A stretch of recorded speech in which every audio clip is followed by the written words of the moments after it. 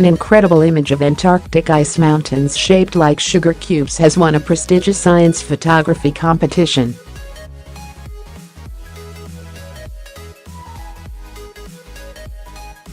The Royal Society Publishing Photography Competition celebrates the power of photography to demonstrate the beauty of nature and science.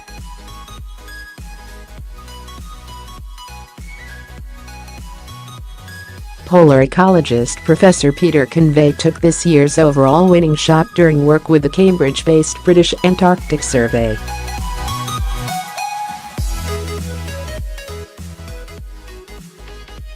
It was commended by the judging panel for its skill in capturing the sheer scale of the icy continent.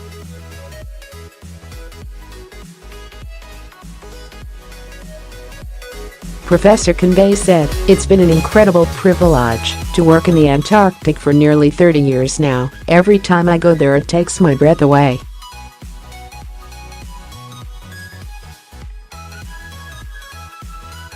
The photo was chosen by the judges from over 1,100 entries, which included images of an erupting Hawaiian volcano, a galaxy stretching across the night sky, and mating green tree frogs.